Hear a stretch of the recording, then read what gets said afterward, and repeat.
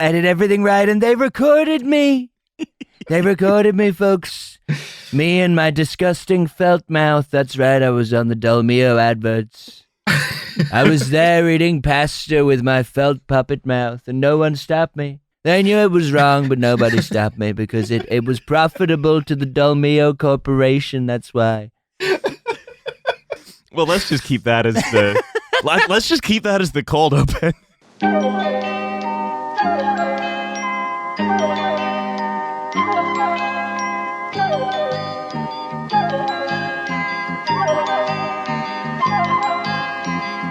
All right. Enough about the cans and the peaches and the box and the fox. I don't care for it. I find it repugnant. The fox box. I find it repugnant. I instead fox in the box. Would like to introduce all of you listeners to this week's free episode. Hi, everyone. It's the free one. It's the free one. And we are joined for, I believe, the second or possibly third time by Welsh journalist Becca Wilks for the third time. Becca, how's it going?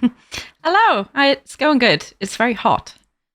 Too hot. Have you guys noticed this? It's hot. Yeah. I had heat madness for our last bonus like episode. in that famous book, How Hot Is My Valley? Because I was in a recording box and I nearly felt like I was going to die. Yeah, you climbed into our recording sauna that we have. And hello, you're listening to Swedish Trashfuture coming at you live from the recording sauna. Yeah, that's right. Having a nice little rotten fish on toast. It's like an audio with a dry heat. What the bunga bunga party in the Italian Trashfuture sauna? Like a bunga party. Yeah. Well, hey, I mean, he's gone to the big Italian sauna in the sky now. R.I.P. to Silvio, the big man. Yeah, that's right. The Italian escort website that sent a wreath of flowers to his fucking funeral. Incredible. That was an incredible piece of marketing. I will say that. Yeah. But we've got it's R.I.P. to a lot of politicians actually recently. Silvio Berlusconi, Ted Kaczynski. Yeah. A man who had a political ideology and he campaigned for it. But wrote a lot of letters. Yeah. Very impactful writing. Had a manifesto. But we are going to talk about some of that. We've got a startup. And then one of the last times we talked to Becca was all about the Welsh government's efforts to reform renting.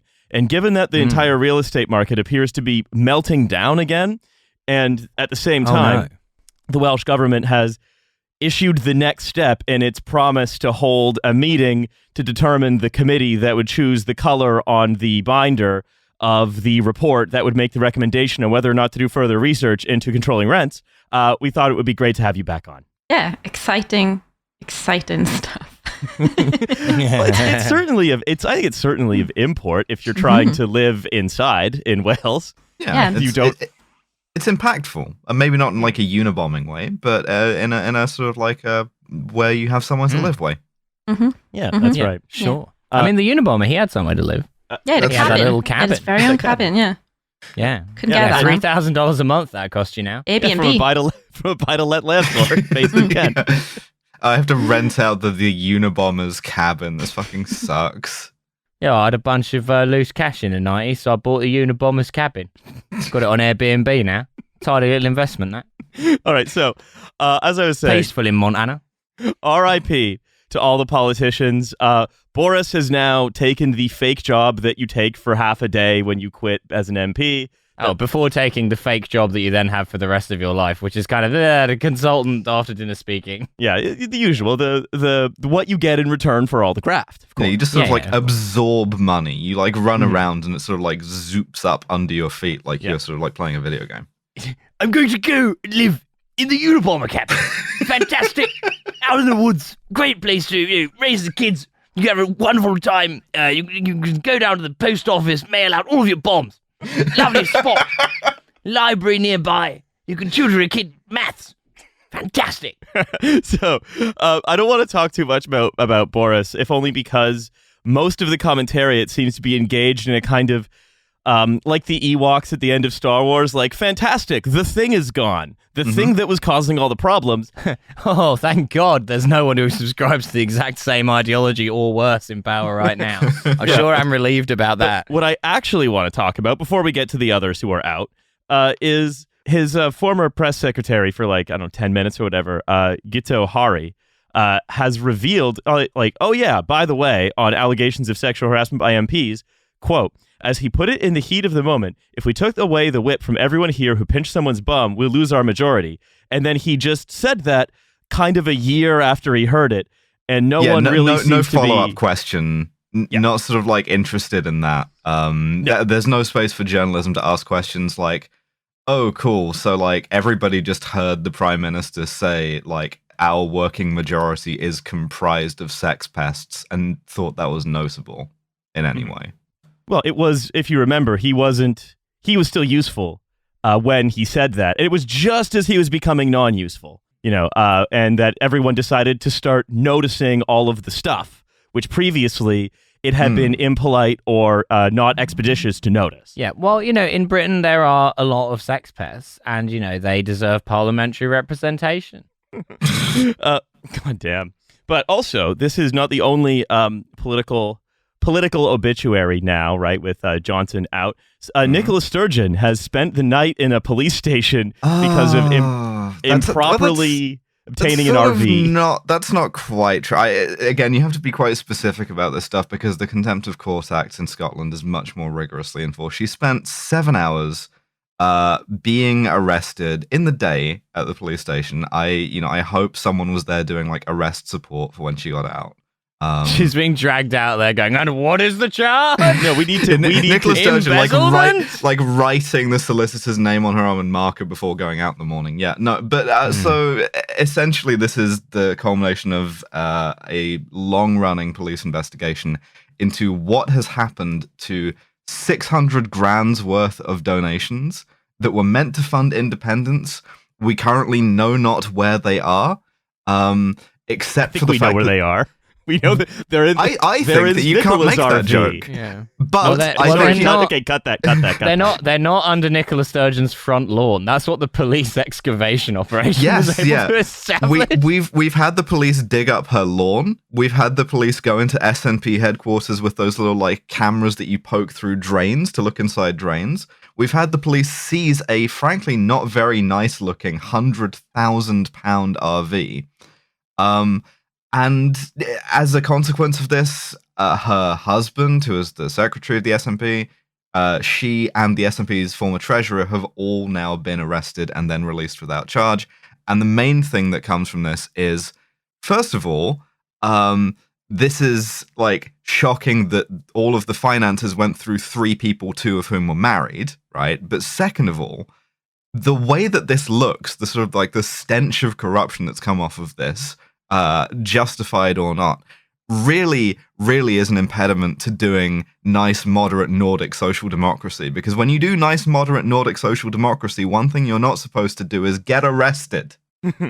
Yeah, that's for Southern European Christian democracy. Get exactly, it right. Exactly. She didn't have the Berlusconi sauce to do this. And the other thing about imagine if she'd been having a bunga bunga party. Now that would exactly. Yeah. And the thing about this, though, is that so much of the SNP's electoral success has been unprecedented. They have been Scottish politics for the last 10 years, right? They achieved consecutive majorities in a parliament specifically designed from the ground up to prevent that from happening. And then they traded that in for a van, for a motorhome. Yeah. I mean, I'm sure this is something you can relate to, Alice. The temptation in every woman's heart to own a van. The Scottish woman lusts in her heart for a really expensive, kind of idiosyncratic van. So, this is an article by Hugo Rifkind. I'm not going to read the whole article. It's just, I think, illustrative of a certain way of thinking about this. The tagline goes, Sturgeon, Corbyn, Johnson, and their destabilizing politics have gone in the blink of an eye, and we're better off for it. So, Becca, what is your view on sort of the idea that somehow this represents any kind of change? Well, it just doesn't, does it? I think the conceit of the article you're referring to is just that these people made me a little upset and irked me a little bit, and now they're gone, and I I like that, and now I don't have to think about them anymore.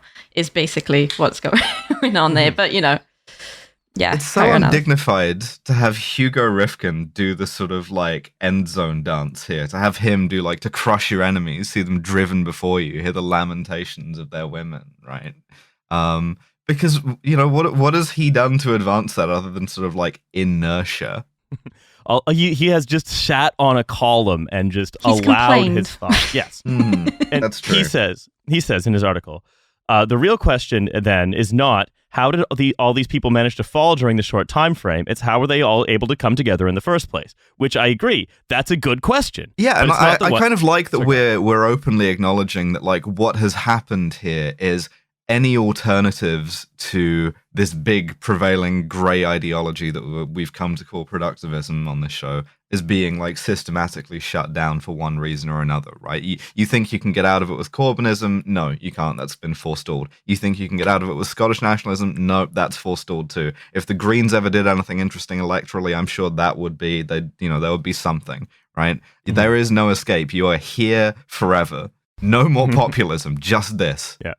And I think I think it's also important to note, what did Boris represent in all that is that you can't beat someone exciting offering, because the old was dying, right? That's where all of the populism of the last 10 years on every side did come from. The old was dying and the new was struggling to be born. Yeah, and sort of like the sexual dynamism of like Theresa May was not enough to carry this forward into the future, right? What we needed, British Berlusconi. Yeah. So British Scony. That's what we got, genuinely. Yeah.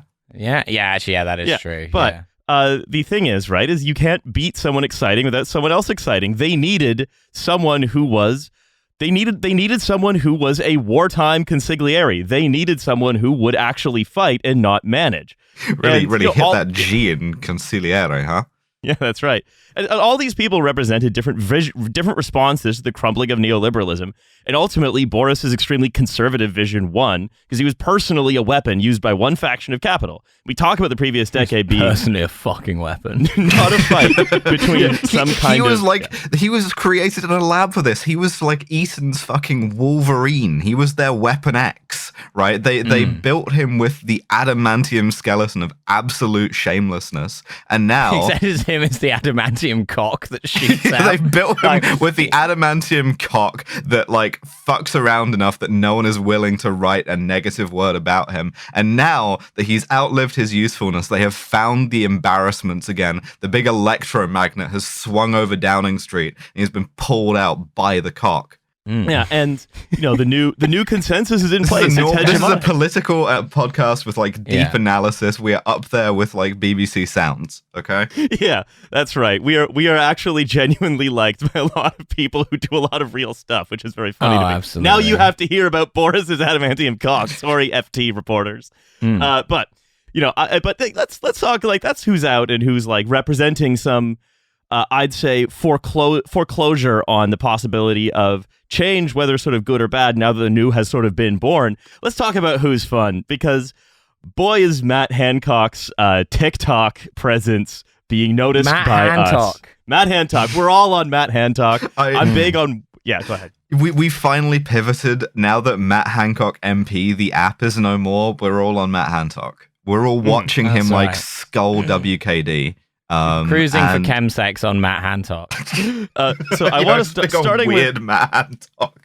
Starting with Becca. What was your favorite of the Matt HanToks that we've all watched? Oh, now that's a hard question, because I did watch these immediately before the recording and I got stuck in a bit of a hole. I think my favorite one was his post about walking in Transylvania, simply for the fact that he made the soundtrack on it. He cut up the little sound that plays during the video himself. It's a nice little slideshow of him and his missus walking around in Transylvania, and he made a mashup of Katy Perry's Firework with a song that I can't remember the name of, but it goes. Anyway.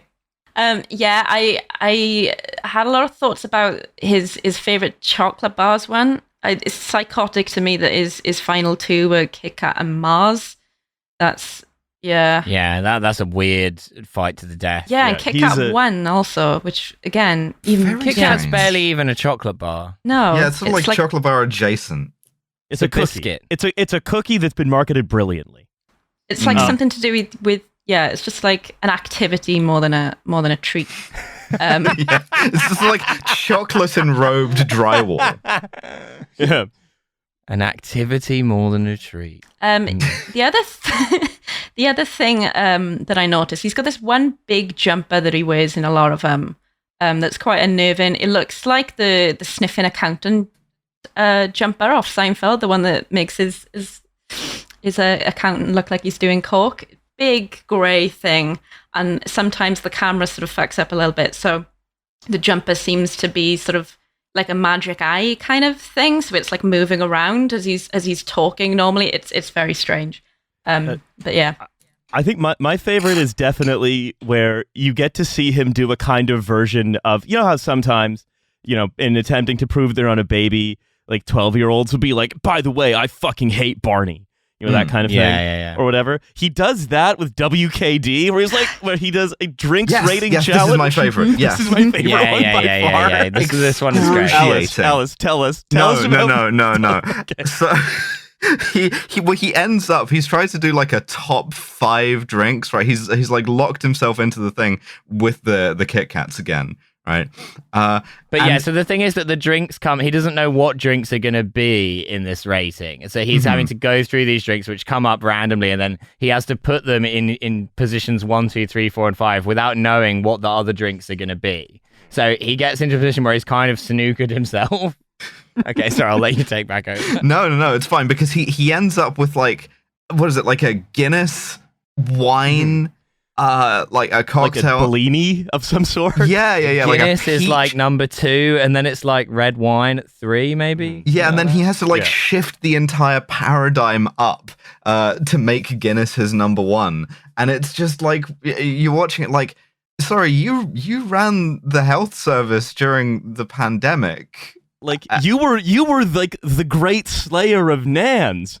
Yeah, you killed everyone's Nan, and now you're doing this. Like, to see the Nans driven before you, to hear the lamentation of the grandchildren.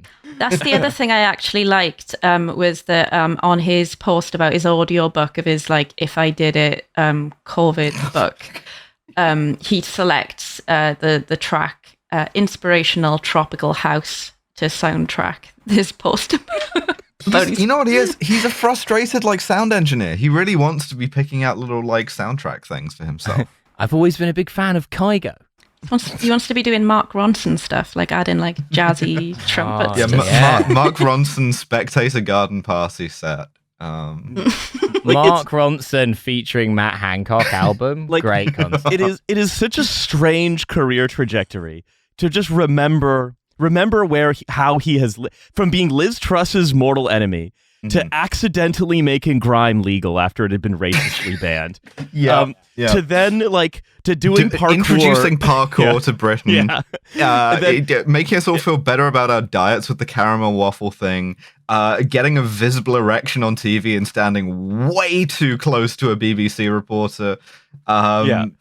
Getting one of his stuff like lightly brushed against, which was then immediately reported as a jihado Corbynist has assassinated Matt Hancock.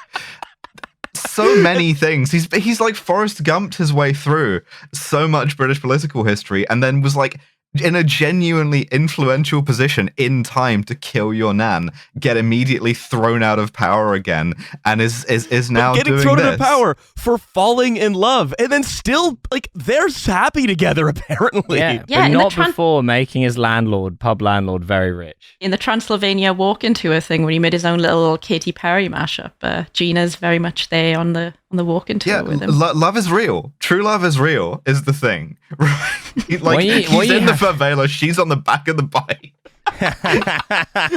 What you have to understand is that Matt Hancock's entire political career has fundamentally been motivated by malice against the CEO of Oliver Bonus.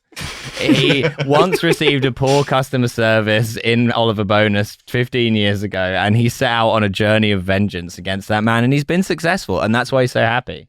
See, right and left, not so different, because Angela Rayner's politics are that, but for the place that makes the really fucked up high heels. Like the high heels are the worse Star than Wars anything you've ever shoes, seen before. Yeah, the Star Wars shoes. Mm. Yeah. All right, so That's the worst thing I've ever found out about Angela Rayner by a distance, that she wanted the horrible Star Wars shoes. I want to move on a little bit, but just to recognize that before I move on about Matt Hancock, it is so funny to me that, well, now the Telegraph has reopened their ritual humiliation of him by making what appears to be a kind of new production of his of a new podcast production all about every single way in which he fucked up, called the Lockdown Files. That he's based on him giving his notes to Isabel Oakeshott for no reason, and not even getting her to say that she wouldn't leak them. Mm-hmm. He's so smart. God's perfect idiot. And you know what? He's the happiest person in British politics. That's true. But can we got out of segue? British politics for pussy? Yeah. Can we segue to the unhappiest person in British politics right now? Speaking of true love being real, right? Because Nadine Dorries, many jobs, but chiefly being Boris Johnson's best friend in Parliament, quit her job. She resigned as an MP for Mid Bedfordshire. Before he did, that morning, having clearly been promised a peerage, and then Boris, being Boris, I guess just called Rishi up after she resigned to ask if Rishi would put her on the honours list. Rishi said no, and so she quit for nothing and was left with nothing, and has now unresigned in a series of tweets where she's like, I demand an investigation into why I'm not getting a peerage.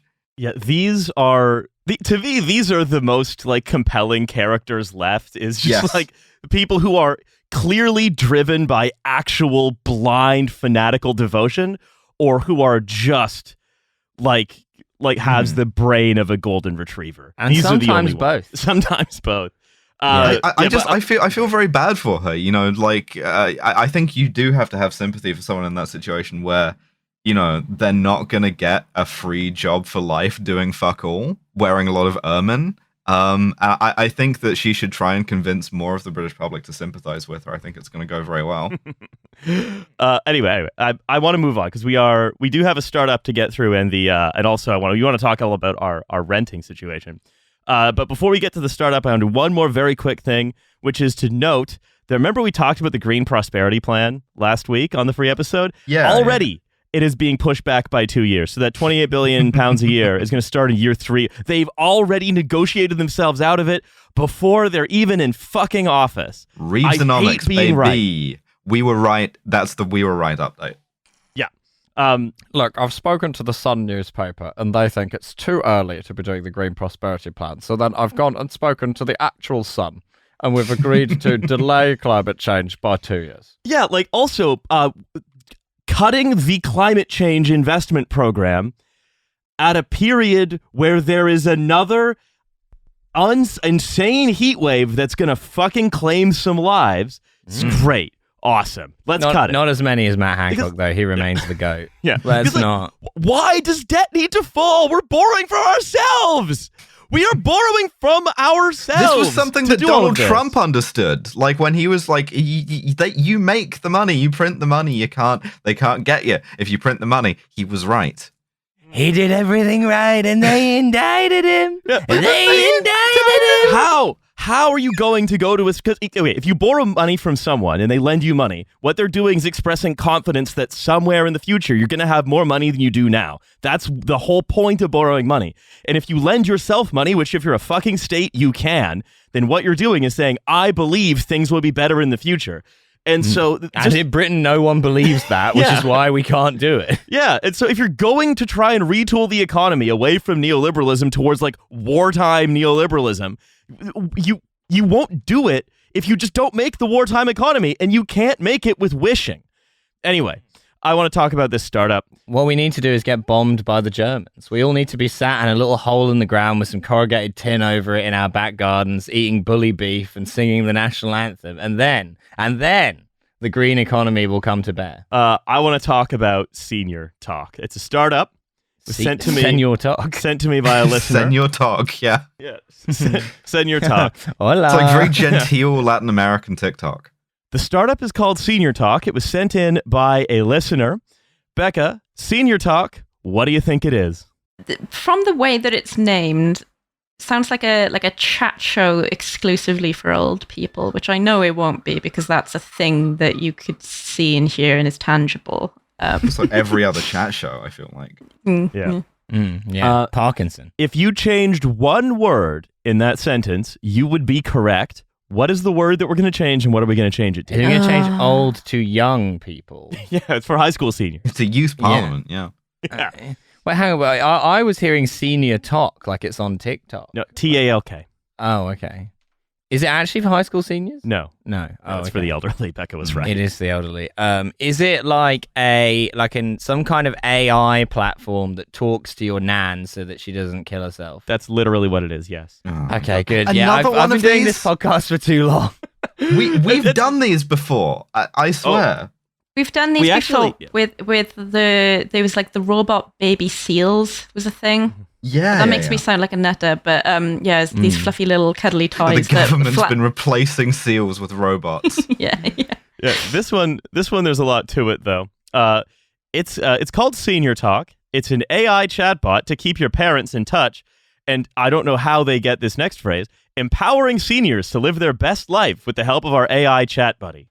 I don't know how it empowers seniors by like putting them in a kind of confusing prison where they don't really know who they're talking to or why. We put your nan in the cube from Cube. Yeah. We're putting her in the cube from that game show, The Cube, that was hosted by Philip Schofield. Also, like, you know, Philip Schofield hosted a game show called The Cube. what? Yeah, wait, do you guys not remember this? I'm pretty No, of sure. course The I don't. cube. Yeah. Yeah, What? I'm not. Yeah, I'm glad Becca also remembers this. This isn't like a dementia This is hallucination. the that classic I've had. type of thing that you are exposed to on TV when you go to visit your mum back home and this on in the living room and you got to watch. And that's what we're disrupting with Senior Talk. Yeah. Now your nan won't think that she's friends with Philip Schofield. She'll think that she's friends with the little robot baby seal. Philip Schofield can be trusted with nans. He poses That's no true. threat to nans whatsoever. So also, by the way, an AI chatbot that's there to talk to like seniors and keep them. I'll go through it and I'll talk about it a little more. Always in touch. Our chat AI buddy service is designed specifically to provide, and this is a depressing sentence, companionship and support for grandparents who may be feeling lonely or isolated. Why are they lonely and isolated, you may ask? Who could say? Let's apply some technology to it and forget about the whole thing. Yeah, I think it might have something to do with the whole sort of crisis of alienation and like ripping the hearts out of different communities and seeing what happens. But, you know. Yeah, we got a crisis of alienation. Oh. Yeah, but it turns, you've had some Nice right social cowboys through fabric it. you got here. It'd be a real shame if something happened to it. You've had some right cowboys through here. They ripped the heart out of all these communities. The Sopranos doing like work from home and they're like struggling with the lack of camaraderie.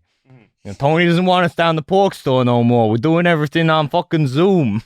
So, with our service, seniors are matched with a friendly, engaging AI chat buddy who's available 24/7. They provides personalized conversation to tailor to each senior's interests and preferences. And you gotta wonder, what are those interests and preferences? Oh, I want the racist chatbot.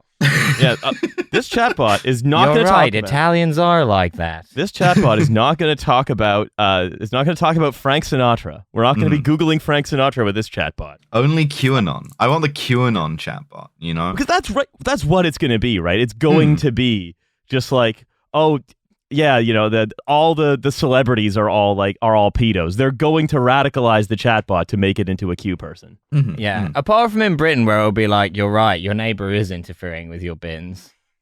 Like, it'll just be much more quotidian. Yeah, Jeanette from up the street, I saw her going through your garden waste.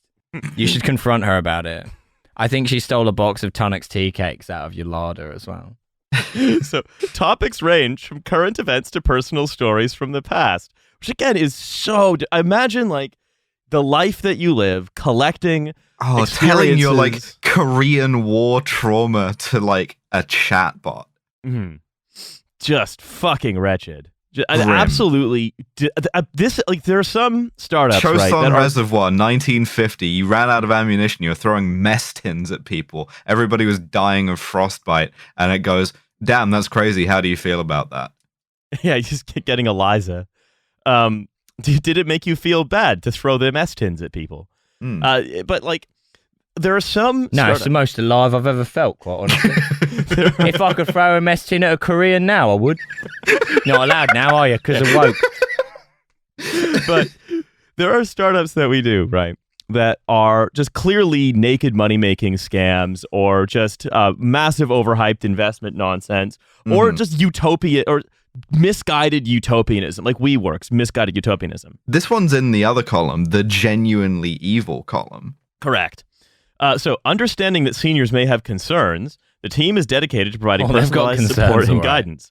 Get useful insights from anonymized conversation history. So the chatbot's not just distracting your nan so you don't have to go and talk to her because either you're alienated from her for whatever reason, you're working 4 jobs maybe, or maybe you just can't or whatever. But keeps talking about throwing mess tins at Koreans. The AI chatbot will act like a Mad Men therapist for wives and give you updates on your nan's condition. No, she's a nightmare every time I go around there. She thinks I'm Jeanette come to steal her Tunnock's tea cakes. I'm like, first of all, Jeanette's dead. She's not stealing your Tunnock's tea cakes. And third of all, I'm not Jeanette. I'm your son, Gary. And then she says that's what Jeanette would say to get at the Tunnock's tea cakes. She can't reason with a woman. It says, we use cutting-edge technology. You can always depend on it when it says we use cutting-edge technology. Oh, absolutely. To analyze a person's messages and reveal early signs of dementia. By analyzing... Never apply that to Twitter. Never, ever apply that technology to Twitter, because the day that an AI sort of like sits you down and goes, listen, bestie, dementia post detected.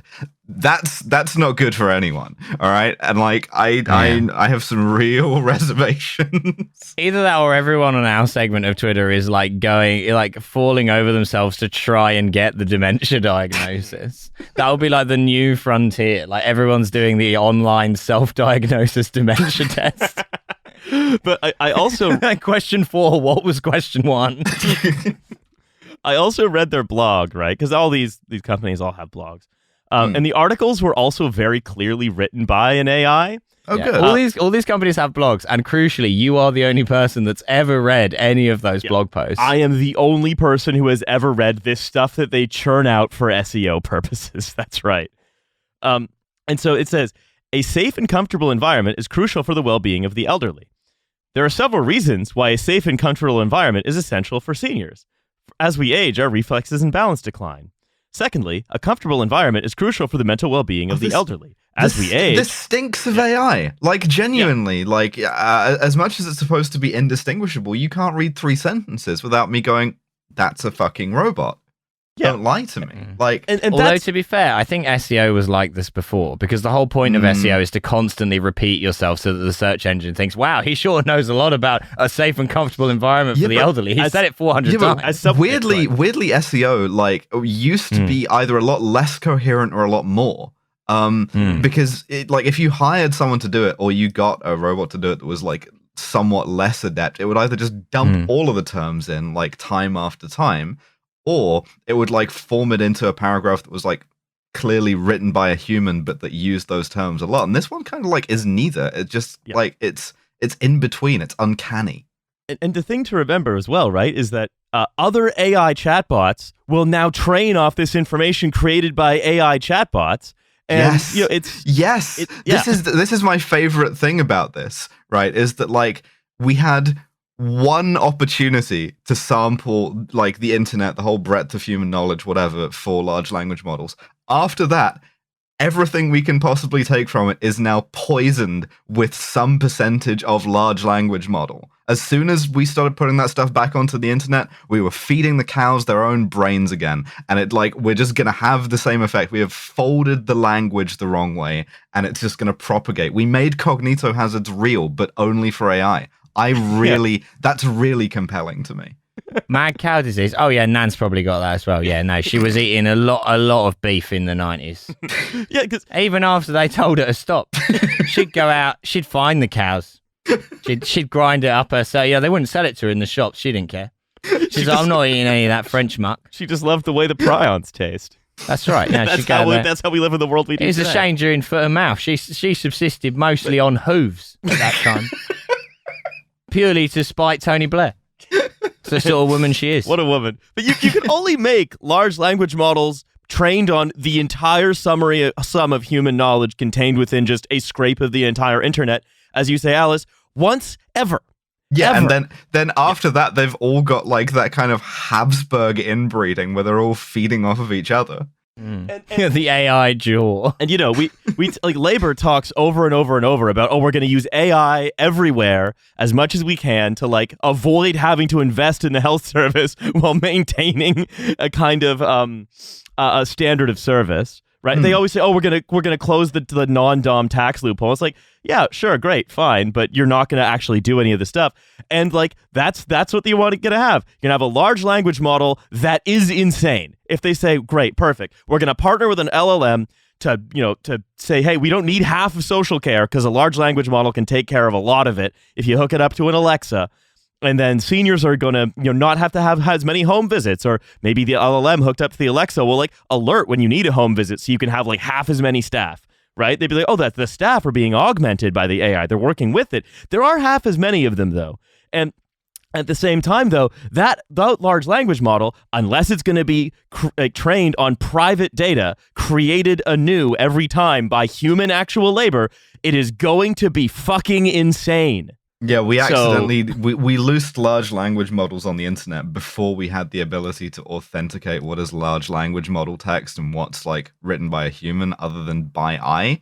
And so great, now it's just like this forever, as like every large language model we build has like a chance of just being wrong in a very sinister way. And may I say, corporate social responsibility, Black Lives Matter. So, Becca, I want to turn to you for your impressions on Senior Talk. Oh wow. Okay. I'm deeply sad. I'm very sad thinking about an old lady telling a chatbot about her rich and storied life. And it also makes me think as well, if you're talking about large language models needing this constant stream of actual human labor and actual sort of organic human input to still make sense. It seems like the perfect way to gather that data also, which is even sadder. Mm-hmm. Well, because you don't want to be training an AI on how to make sense by having it talk to my nan. That would be one in the eye for Mine AI. either, because she's long dead.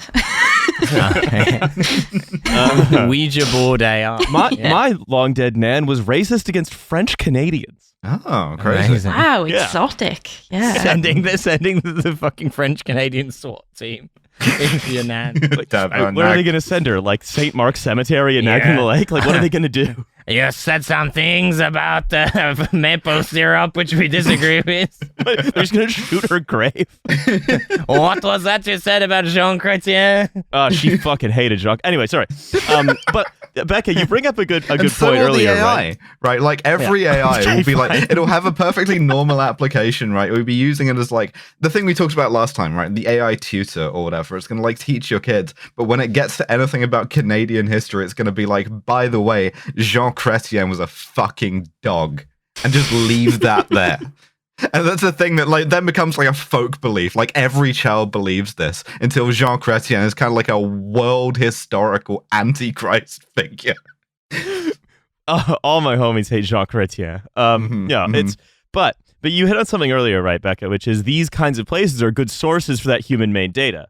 Well, I think that a lot of people talk about introductions of AI to the NHS in terms of like replacing stuff with large language models, and I think for that's like less the risk, really. Like that. Well, what's the risk for like administrative stuff? It's the risk for things like this, even of like the non-diagnostic stuff, right? Just like workaday commodity activities, which again are not actually commodity activities. They're very important, and a lot of people will get poor treatment if they're shoddy.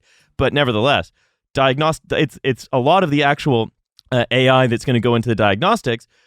It might work, but a lot of what those companies are going to get in return is a constant stream of human-made data. That's the big fucking goal. It's a constant stream of big nan data. Yeah, that's right. And so it's like the private providers of the AI just are going to get to use the NHS as a huge data lake that they're going to privatize under the watchful eye of a Labour government. AI is going to suddenly be saying a lot of stuff like, "Do you want a cup of tea? Are you getting bigger or more shrinking? Oh, no one ever bleeding comes to see me, no." The AI has a big fucking box of biscuits. They're all stale as absolute fuck. It's going to offer you a sandwich 60 times until you say yes. Yeah. The AI's got those little like wrapped like strawberry hard sweets, and it's just going to offer you like one of those a lot. Yeah, got a lot of scampy fries in there. My girlfriend a while ago went round to see my nan, and we took lunch round there because she doesn't eat food. And so we went around there and we had she's like an AI. Yeah, that's right. We got one of those like rotisserie chickens and like French bread from the supermarket. So we're like making ourselves a sandwich, and she's like, "Oh, why you shouldn't have to. I'd have made you a sandwich." And you're like, "Well, no, you wouldn't, because you don't have any food in the house."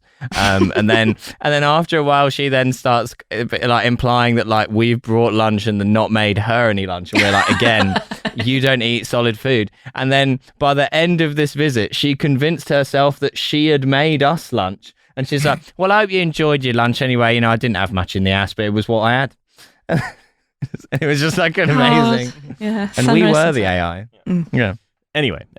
So I just think that this is senior talk. To me, it might be just a billion of these companies are all popping up, and they're all popping up very speculatively. One was created in France recently that got a 350 million euro valuation without a product or anything. No product. That's not that unusual in the space, because so much of what this industry is based on is like the 25 people in the world who understand it completely fully. And if you hire 3 of them, you're just likely to get something good. So cool. Because we've like walled it off enough. We've dug enough of a trench around AI at this point. Like, you know, large language models at this point that we're like, you can just say, "Oh, we're building God in the basement. Give me 100,000 million quid, please." Yeah.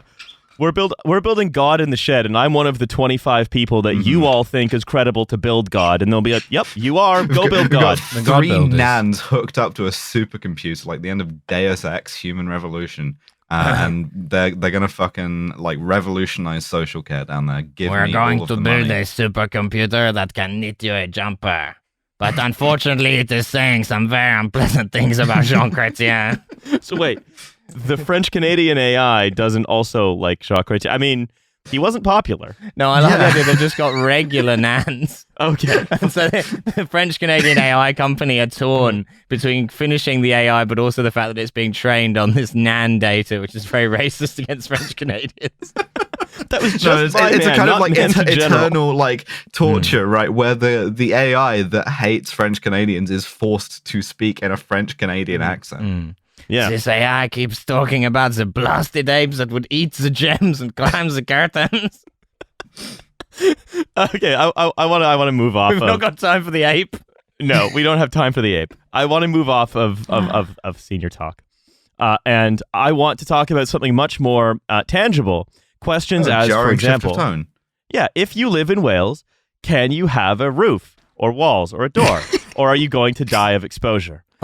Or are you going to disrupt the market by living outside? Yeah, by sleeping in the alcove. Having only a roof and no walls. Yeah.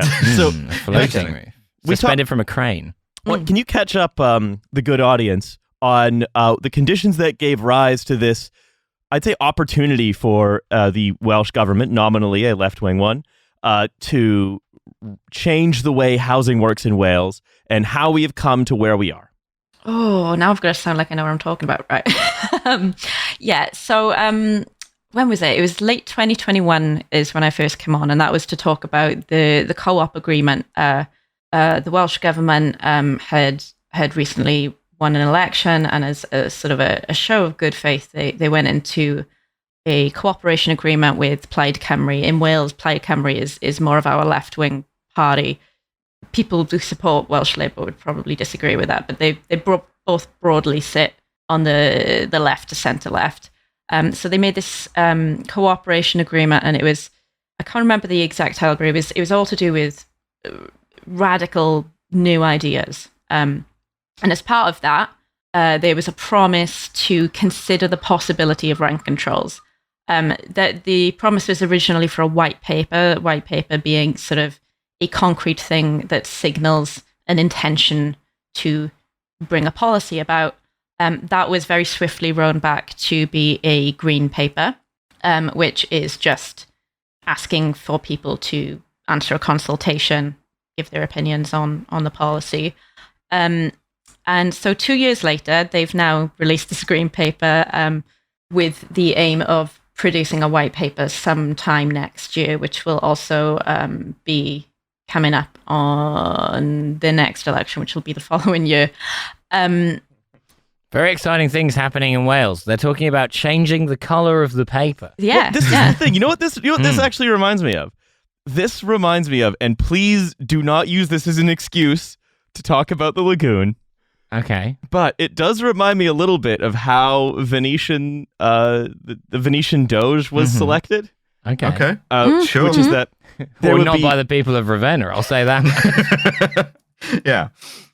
But it would be these long processes of different groups of citizens, frequently like appearing in several of these different committees, who would convene and choose other committees, who would convene to choose other committees, who would convene to choose other committees, who would be reduced by lot, who would then convene to choose other committees, who would be randomly, 3 of whom would be randomly selected to convene to choose another committee, and so on. And this would happen like 30 or so times. It does feel like the process of... It was a more fair and equitable society. Yeah, that's all the convening. That's why they went to the lagoon. But it does seem to me, right, like there is just this...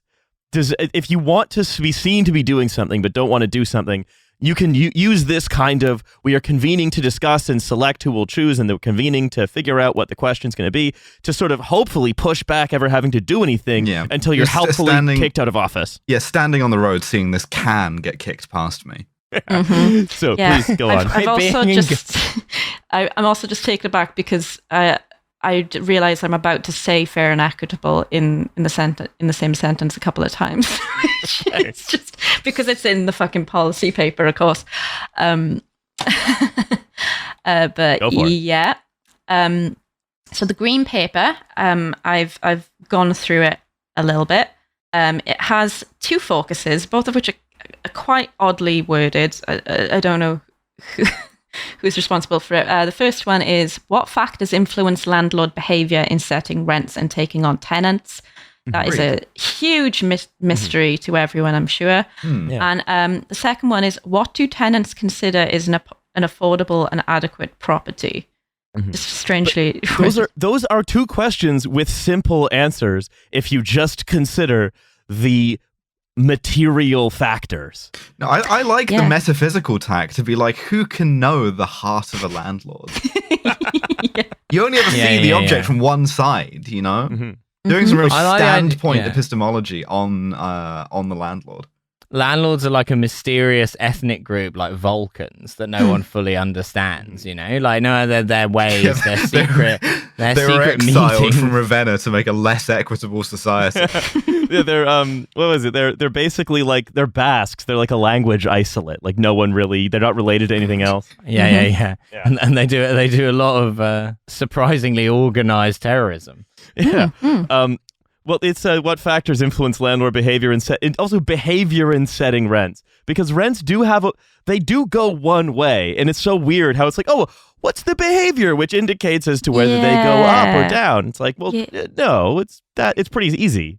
A lot of the wording in the green paper document and its accompanying sort of announcement is peculiar in this way.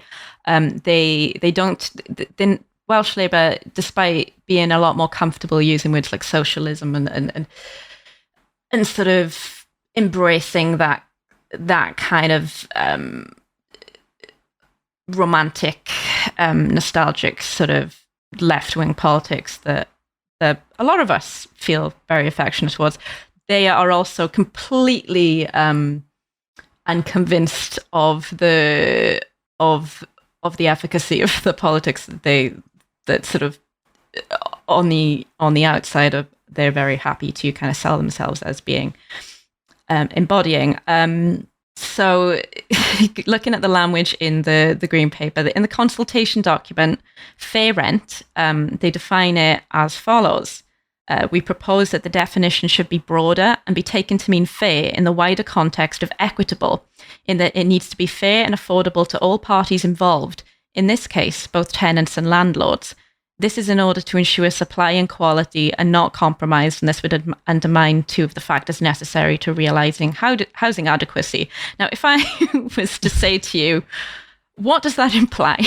It implies to me that this was written by an AI, is what that implies to me. Yeah, it's as if you do a control F for the phrase "as a large language model," will you find it in the green paper, I wonder? No, but I did do something very childish and do a control F to find how many times the word landlord was mentioned and how many times the word tenant was mentioned. Landlord comes up 84 times.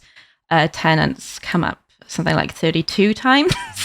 That's much less. It's wonderful. Yeah, but as that little quote, we think rent needs to be fair and affordable to both tenants and landlords. And I wonder if there's a tension between those two things. Who's Because going if the to... landlord can't afford the rent, you're really fucked. Well, that's that's WeWork. The landlord can't afford the rent. Yeah. That was like the co-working space we used to be in. Yeah, but I think that what they're really articulating here is a politics bereft of enemies. That somewhere out there is a perfect approach to rent setting that everyone is going to be happy with, including right now at a time where interest rates are now about to go to like 5.5% now projected to top out there. Like the release of this paper at this era right now is laughable. It is fucking laughable to imagine that there is a kind of politics without enemies between tenants and landlords, and that Welsh Labour has decided to sort of hang their coat on this particular idea. Yeah. I mean, the housing minister, I think when they were discussing switching it from being a white paper to a green paper, the housing minister in the Senate, I've got a quote of his here because, again, just willfully naive. She says, I've met with a large number of interested private sector investors who really like the approach that we have here in Wales. They want, of course, because they are decent human beings, to make sure that they contribute to ensuring everyone in Wales has access to a decent, affordable and safe home, because they're very well aware that housing is not just about profit. Cool. So they're we happy spoke to do them, business. and they said, "We're nice." Yeah, they and said they're nice and good, actually, and we should listen to them because they only have tenants' best interests at heart. Yeah, they're happy to do business here, and also they said that they feel good about it. Yeah. So that's a win-win as far as we're concerned. Yeah. Pretty good stuff. So this is the context, right, in that we're in, right? We had this big housing crisis. We were going to address it. It's any way to address it has gotten rolled back now to the point, right, where we have a green paper that is setting out to try to find the magic rent that makes landlords and tenants have identical interests. And we know that it's right because a bunch of corporate landlords have said that they feel good about what they're doing. Is that about the size of it? About so, yeah. And the framing of it, again, in the document, it's very much speaking... It's symptomatic of a government that is not confident about its power to affect change in the PRS, and it's not ideologically committed to doing that. And it's also, you can sort of feel them speaking directly to the NRLA in this document. They're framing it not as sort of protecting tenants from the rising cost of living, none of that. They're not appealing to voters here. They're saying, and this is a quote again, I'm committed to using all the levers we have to ensure we maintain a viable private rented sector here in Wales, offering high quality and choice of accommodation where landlords have confidence to invest in making improvements and tenants have greater certainty that long-term costs of moving in. It's word salad, but you get the kind of the flavour. It's going to be great for everyone. Like, you can, on the one hand, you, a normal person, can get to live somewhere, right? And on the other hand, you, as a blood-sucking parasite, can extract their surplus value. It's going to be great. It's going to stay great forever, and there's certainly no contradictions that might heighten that. By the way, how hot is it right now? It's hot. Well, they're also committed to using all of the levers that they have access to, which, as far as I can tell from what they've said so far, is no levers. Well, they can look into stuff. Driving a car, doing nothing the lever. Fucking Westminster has snapped off the steering wheel. You have the indicators, and you're like, man, I'm going to indicate fucking left. We're going to change the color of the paper. And I think that's going to... I mean, to be fair, actually, Alice, you were alluding to this, that, climate change obviously is going to be an ongoing factor. But actually, where are people going to move in climate change? Wales, pretty good candidate.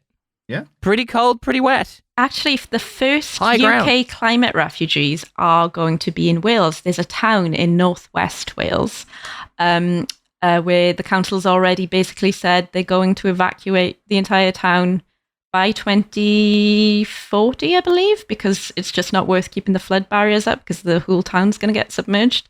So probably not a great choice. That feels like Bad news for landlords in that town. That's what I'm immediately hearing. That So feels what sort that of- is, is a lack. It's an attack on the certainty of landlords to be able to invest. And I think that's very, very unfair and very unproductive of the sea to do that in a time of uncertainty.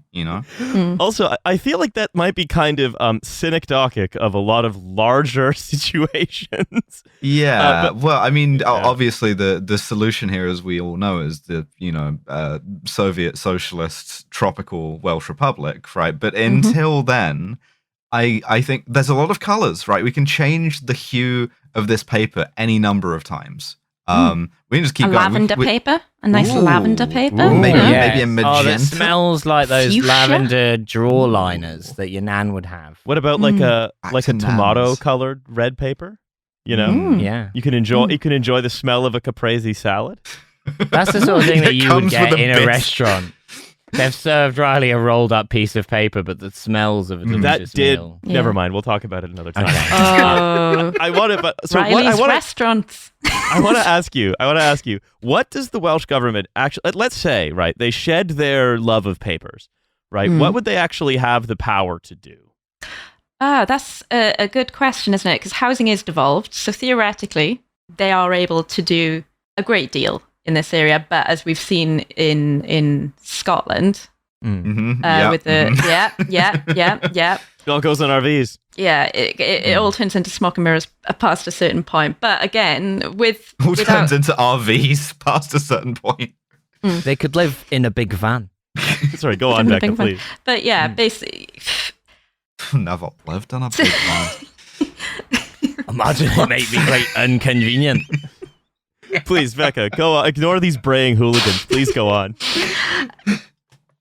Basically, it'll take testing the limit. You don't know what Westminster are going to prohibit you or allow you to do without testing the limits of your power. Another Scottish vibe. In our case, it was trans rights. In your case, it might be housing. Impossible to say. It won't be housing because they're not going to do anything. It's more likely to be trans rights because for whatever reason the Welsh government is normal about trans rights, which is love to see good. it. Yeah, Critical support to Welsh Labour. to Welsh Labour. Yeah. So basically what we're saying is they could theoretically do quite a bit in terms of they can't they could build an enormous amount of social housing, for example. They could choose and that's to been do on the that. docket for a while. Yeah. They could choose to do that. They do have the power to put rent controls in. That's within their remit. Housing is devolved. But again, they've got the power to raise income tax, and they haven't done that. So it's like you have to be willing to play with what you've got, and it's just whether they're willing to.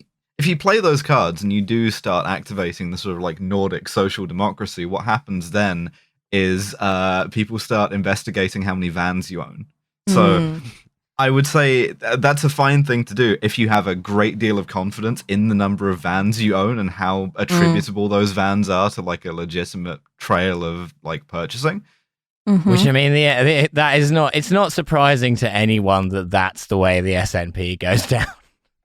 It was surprising to me. I was surprised. I mean, I felt like they were always giving off a strong vibe of people who will be brought down by silly elements of their own hubris. that's true. I just wasn't expecting it to be corruption, allegedly. I will say it's allegedly. been weird having 2 consecutive first ministers get fucking arrested. So I also want to say, right, this is something else you've written in your notes, Becca, is we talk about the delivery of social homes. It says increasing housing availability is critical to addressing rising rent increases. Pretty good, which is why we have committed to delivering 20,000 low-carbon social homes for rent over the next 5 years. A, that's not very much, but B, Mhm. I like the next sentence starts with, however, Yep. I am keen that all tenures work more cohesively together in the future. And therefore, we are keen to look at how the supply of new build affordable private rental properties could be delivered.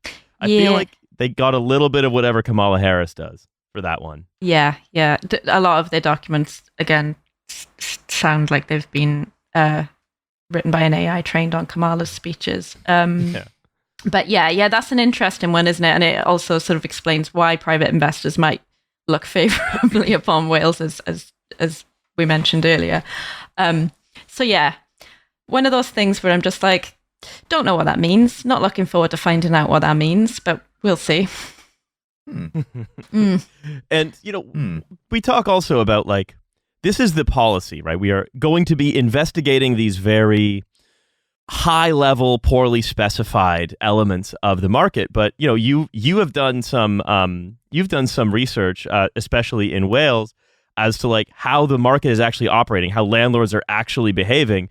And some of the cases that you cite, they will show just how fucking paltry even these questions are when we say, what is going to set landlord behavior and how can they be brought together? So can you give a couple examples? Yeah, there's a couple of things here. And when we were talking about it before, you mentioned something about, what happens when you sort of half-ass these solutions. And we've just had the Rent in Homes Wales Act that's come in. It took 6 years between it passing to it being implemented, which is a whole other kind of well, the paper had to change colour a number of times. Exactly. It's a big job. Wait for the ink to be delivered is a whole thing.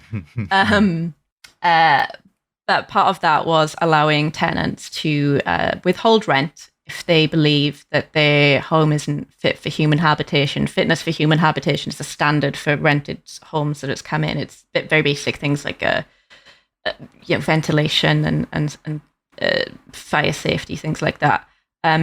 But that part of the contract, that bit that says that the tenants, according to their tenancy or their occupation contract, as they're now called, can withhold rent if the house that they're renting is falling apart.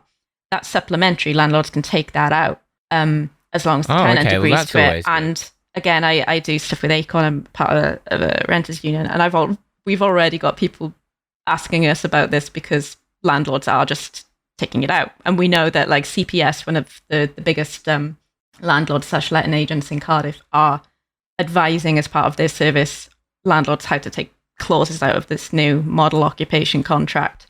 Well, it's a strike. What you're describing is basically a kind of coordinated action on behalf. Well, that's the thing. Landlords are incredibly well organized. They got the NRLA. They're very well represented at kind of all levels, and they do operate strangely like an advocacy group or sort of a quasi union type thing. But the other thing is we have legislation coming in across the border in Westminster. One of the things that brings in is an increased penalty for breaches of the Protection from Eviction Act, which is one of the main things I want to talk about. Is it's an act that was passed basically to protect tenants from harassment and illegal eviction or unlawful, like, forced eviction by their landlords. That happens, say, like a landlord wants to raise rent, but they've got a tenant in place for the next 6 months. They want to get them out. So they cut their water supply to try and force them out. They refuse to carry out essential repairs, things like that. They go into the house when the tenant's out and take their belongings and chuck them out on the street, things like that. So that is, all of those activities obviously are a criminal offence under the Act. Well, you cite something here, if I can just jump in. This is going to give some good color to it, which is that, like, landlords will send, this is a quote from the founder of Safer Renting, that landlords will send heavies to throw tenants out, but then you'll see fake bailiffs kitted out with stab vests, radios, and handcuffs, with vans with police-like livery on the side. An interesting piece of sort of like crumbling of state legitimacy and like centralization of authority there. I'm feeling the Wyman lobe become inflamed at this point, and I'm like, I gotta speak to Patrick Wyman about this very soon. But Alice, why did you drive your van down to Cardiff? I'm trying to understand. Listen, I was doing a favor for a mate. It's going to take like 10 minutes, in and out. Yeah. It's like, hey, it's weird. These Germans that we've been working with as auxiliaries on the border, they seem to be just dressing like Roman legionaries, and they've started living in my camp. Crazy. This is odd. One thing I will say is, if you are getting evicted by people who appear to be Czechoslovak Air Force officers from like the late 1970s, I'm sorry, I didn't know that when I put all of those uniforms in the donation bin, they would be used for evil. Sorry, I please carry on. Yeah. So the Protection from Eviction Act passed in the 70s. So in theory, you should be protected from these behaviors. But the thing is that none of it gets enforced. And that's a broad statement. But I recently did an article for Voice Wales. I was contacted by the Public Law Project. A tenant in Cardiff had been staying with a friend for, I think it was 2 weeks while it was a period of illness. He was staying with a friend because he wanted some company while he was unwell.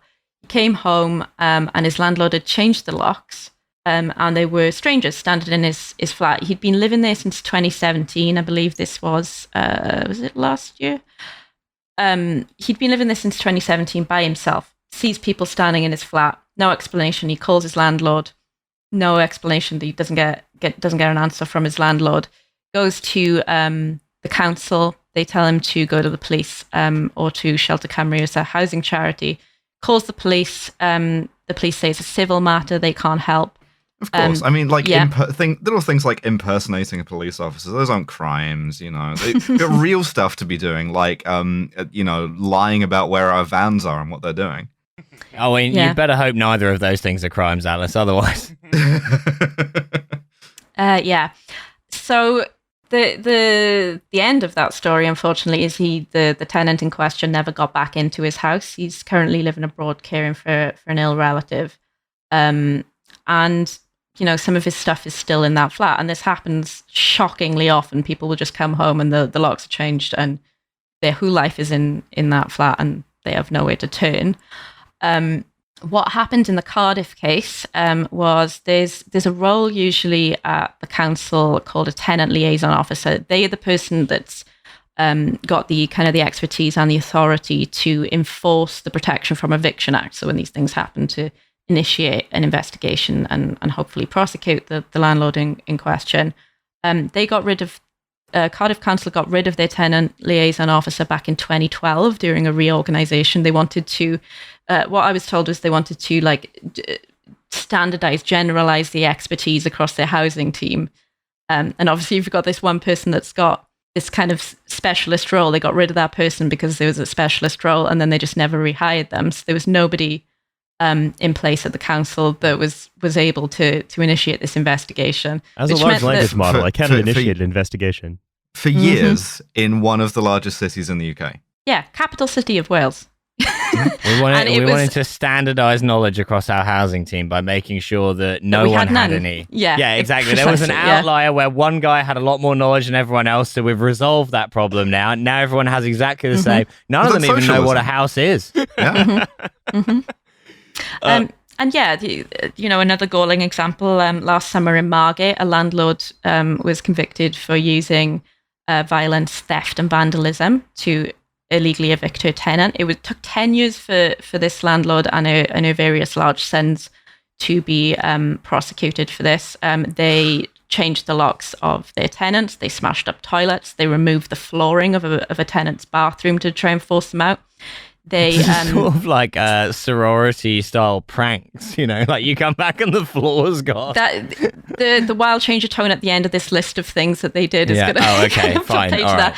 They sabotaged the electricity of people's houses, and on one occasion, masked men entered and doused a tenant in petrol and smashed his teeth in.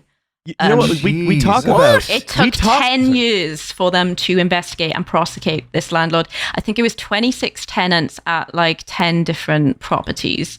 So this is quite a significant landlord in the area, and it took a decade to yeah. We talk about crime being legal because shoplifting, like there's this constant like refrain in the right-wing press, right? Crime is legal because the police aren't prosecuting shoplifters anymore. Just society has gone to the dogs. It's like, yeah, this is who crime is legal for. And to put this back in the context of the Welsh Green Paper and sort of this thing that we've been following with you as it develops over the years, right?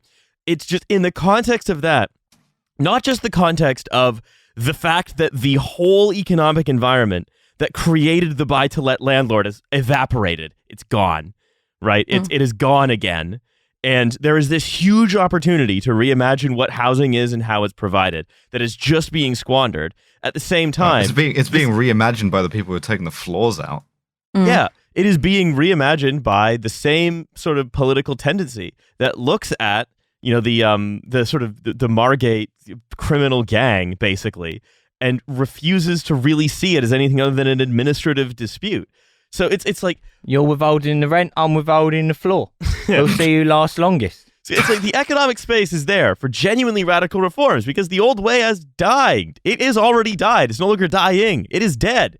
And yet, like Drakeford and all the way down to individual labor councillors in Wales and all the way up to Starmer and co., they're like... The new world is they see being born, but you have to keep the PRS going. The old world has to live on the constant blood transfusions from the young in the form of rent.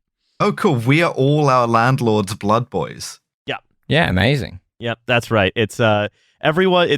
This is Britain. You're strapped to the hood of a car, and Nicholas Holt is throwing an exploding spear. It's being past your driven head. by the guy who burnt an effigy of Grenfell Tower. Yep. Oh right. God. Yeah. Anyway. I think that's a good sort of nice circular place to end it. Becca, have we missed anything? Is there anything else you want to add? No. I mean, I guess the thing to underline, as if it needs underlining, is obviously a lot of the extreme examples I was talking about in my piece and across the border in Margate and stuff. A lot of this does go back again to austerity politics. Again, these tenants, liaison officers. In the safer renting piece about the stab vests on the fake security guards, it's all because we just don't have anyone to enforce this. It's just it's just been stripped bare. And then you've got the police shelter, the homelessness charity on its website advises tenants who are illegally evicted to educate the police about their role in enforcing the Protection from Eviction Act because they know that they don't understand their role. Yeah, I got a quote from it somewhere. But yeah, it's just kind of accepted that this stuff doesn't get enforced. There's no will to enforce it. And the last thing to add is maybe join a renters union, maybe join a tenant union, get involved in that. We've said before, join Acorn. We are now saying again. Join Acorn. It is among the best and easiest things you can do. Yeah, it's nice. Yeah. Educating the police and just having to start from the very bottom with just like object permanence. All right, here's what a house is. Can you point to the house? like it usually has a floor in it. Now it doesn't. So Yeah. you have to imagine that there's a floor. Painstakingly going through one of the shape sorter bucket lid things with the police over and over the again. Square hole. As he works out that the cylindrical one can fit through the square hole, and you're like, no, that one goes through the circle one. We've been over this. Anyway, look, this is and then like 5 years later, you're still sat there with the cops, but now you're making them read Little Women. You're slowly getting there. Crying and hugging. No, the thing is, we replaced all the cops with AI trained on your nan. Yeah. Oh, The cops are just like, do you want a sandwich? Yeah. that's right. Do you want a cup of tea? You are illegally evicted. The police show up, solemnly offer you a Werther's original. Yeah. How's your sister? She's still dating that toe rag? What? Explain that to me later. Becca, I want to thank you very much for coming on today and talking to us. And where can people find you and your work? I'm a freelancer at the moment, so you can find me in various places. I do a lot of stuff for Voice Wales, which is a very good. I'm going to plug them because it's a very good space for radical journalism in Wales. And you can find me on Twitter at Wilks Becca, WILKS BECCA. And to our many listeners of the Financial Times, cough, cough. Anyway, and if you like this episode, we have a Patreon. It's a $5 every month. You get a second mainline TF episode every week. And That's then, right. And all of that $5 goes towards educating the police about the themes of mice and men. So we are going to the police station. We've got a stack of paperbacks, and we are going to get them reading. Thank we're you doing for your support. PSHE with PC Shufflesworth. We're doing it all. yeah, we finally got him in Key Stage 1. Yeah, the police eventually get to that stage in school where the policeman comes in and talks to you about the law, and they're just like very confused. No, that gives you Habsburg cops, right? Yeah. Because it just gets they get driven insane. They're all just saying the gentleman to each other over and again, and then they start like glitching. Like they start like clipping through the textures in the police station. What's your favorite Guy Ritchie movie? The Gentleman. The gentleman, the lady, an altercation with the gentleman. We interlocuted with a gentleman. All right. I'm doing the plugs. God damn. Gentleman.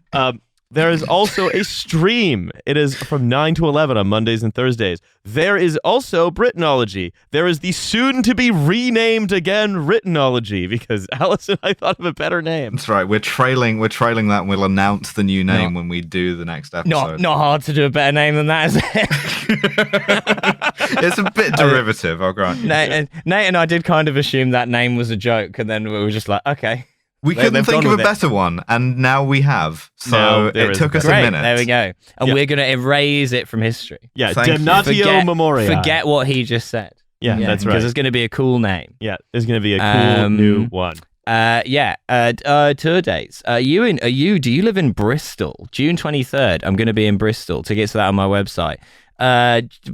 June 27th, Berlin. Do you live in Berlin? Kommen Sie auf Berlin. What day of the week is June 20th? Oh, that's a Friday. No, it's not. It's a Tuesday. It's definitely a Tuesday. I'm pretty sure it's the 27th. That is when I will be in Berlin with the new show, doing the show. You going to be there on a Sunday? No, I'm going on the Monday. Oh, it's a mistake, my friend. Well, I'm going to look. We'll deal with this later. Yeah. There's a good reason why I'm not going clubbing in Berlin. Anyway, also the 2nd of July, I will be in Leicester. Do you live in Leicester? I'm sorry about that, but you can cheer yourselves up by coming to my show. That's right. All right. That's the end of the plugs. We will see you on the bonus episode in a couple of short days. Bye, everyone. Bye. Bye.